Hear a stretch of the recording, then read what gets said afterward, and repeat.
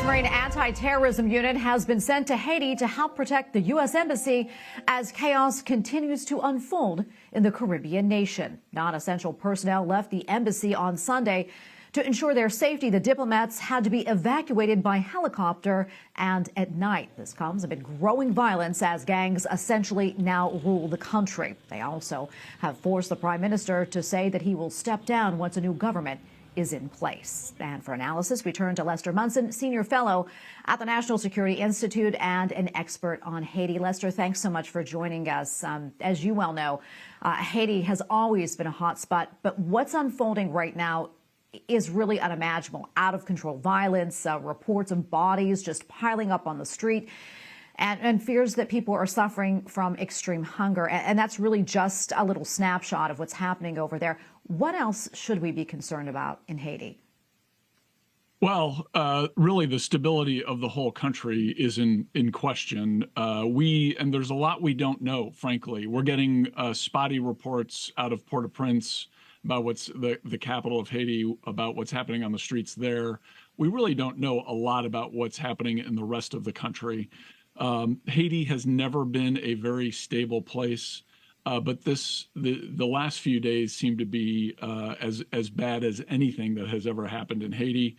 Let's remember, Haiti is not that very far from the United States. When bad things happen in Haiti, a lot of Haitians end up in our country. By the way, some of them end up being terrific American citizens.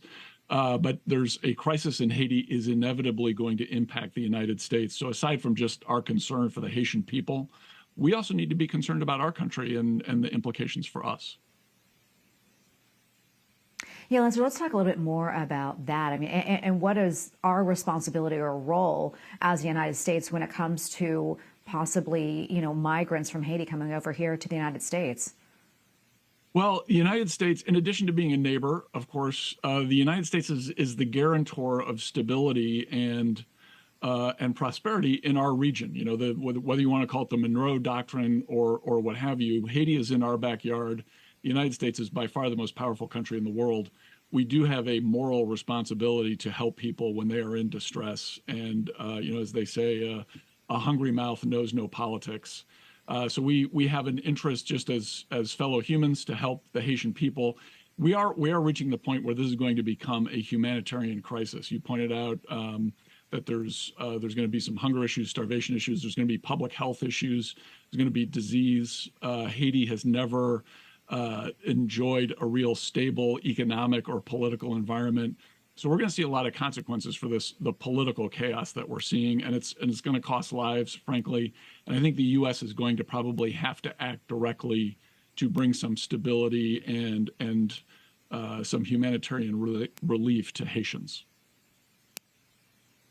Yeah, that is definitely needed over there. And, we mentioned the U.S. Marines being sent to Haiti to guard the embassy. What else do you think the Biden administration should be doing? What would you like to see them do?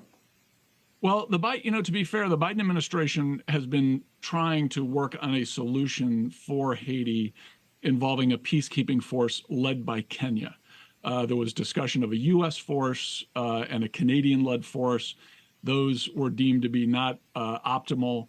And so the Biden administration and some others turned to Kenya, a leading African nation, to see if they'd be willing to send peacekeeping troops. There were a lot of discussions. It took a long time. Kenya has now put that initiative on hold because of the current crisis in Haiti. So really, I have to say, while the Biden administration, President Biden was working on this issue, it was not very effective at all. In fact, it was completely ineffective. So a new approach is going to have to be tried. And I think they're going to have to think a little more creatively about what the solutions are. The U.S. Has played a role directly in Haiti. U.S. military forces have gone to Haiti on several occasions in the last 100 years, either to restore democracy or restore stability or provide humanitarian assistance. We may be reaching that kind of crisis again. Is there a reasonable alternative to direct U.S. action in Haiti? I'm not sure there is. Any kind of multilateral or UN-oriented approach would take quite some time, and Haitians may not have that time. So unless this political situation can lead to some sort of development where it solves the crisis on the streets of Haiti, we may be looking at a more direct U.S. role there very soon. Yeah, we'll continue to follow the situation over there. Lester, thank you so much for coming on. We always appreciate your insights. Thank you.